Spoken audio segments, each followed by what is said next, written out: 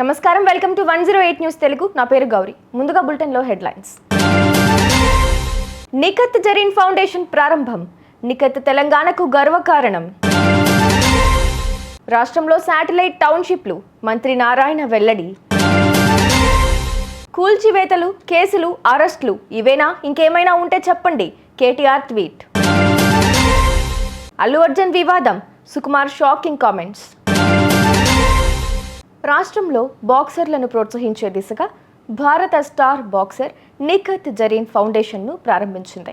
ఈ వేడుకకు టీపీసీసీ అధ్యక్షుడు మహేష్ కుమార్ ముఖ్య అతిథిగా విచ్చేశారు. తెలంగాణలో మరింత మంది బాక్సింగ్ ఛాంపియన్లను తయారు చేయాలనే సంకల్పంతో నిఖత్ ముందుకు రావడం హర్షణీయమన్నారు. నిఖత్ మాట్లాడుతూ, వచ్చే జాతీయ బాక్సింగ్ పోటీల్లో పతకాలు కొల్లగొట్టిన బాక్సర్లకు తమ ఫౌండేషన్ ద్వారా నగదు బహుమతిని అందించనున్నామని చెప్పింది.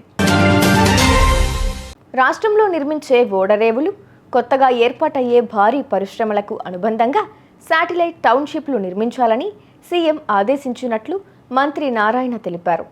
అక్కడ కూడా భూ యాజమాన్యులు లబ్ధి పొందేలా భూ సమీకరణ విధానంలో భూములను తీసుకోవాలని ముఖ్యమంత్రి చంద్రబాబు సూచించినట్లు వివరించారు.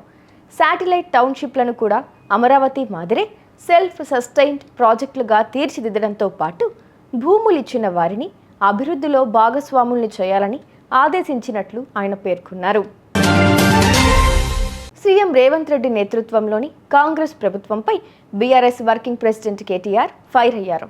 కాంగ్రెస్ ప్రభుత్వం ఏర్పడినప్పటి నుంచి రాష్ట్రంలో జరుగుతున్న పరిణామాలపై మండిపడ్డారు. అసలు తెలంగాణలో ఏం జరుగుతుంది అంటూ ప్రశ్నించారు. కూల్చివేతలు, ఎగవేతలు, కరెంటు కోతలు, చిన్నారుల చావులు, కోడెల అమ్మకాలు, అల్లర్లు, అబద్ధాలు, పగలు, ప్రతీకారాలు, దాడులు, దౌర్జన్యాలు, ధర్నాలు, దీక్షలు, ఢిల్లీ టూర్లు, అప్పులు, తప్పులు, డైవర్షన్లు, స్టంట్లు, బూతులు, లూటీలు, కేసులు, అరెస్టులు ఇవేనా, ఇంకేమైనా ఉంటే చెప్పండి అంటూ ఎక్స్ వేదికగా కేటీఆర్ పోస్ట్ చేశారు. యూఎస్ ఈవెంట్లో గేమ్ చేంజర్ నుంచి ధోప్ లిరిక్స్తో సాగే పాట రిలీజ్ చేశారు.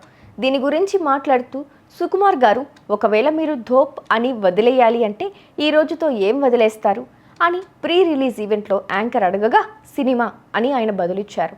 సినిమాలను వదిలేస్తానంటూ డైరెక్టర్ సుకుమార్ చెప్పిన ఓ వీడియో వైరల్ అవుతోంది. దీంతో రామ్ చరణ్ సహా అందరూ షాక్ అయ్యారు. ధోప్ అంటే వదిలేయడం అని అర్థం.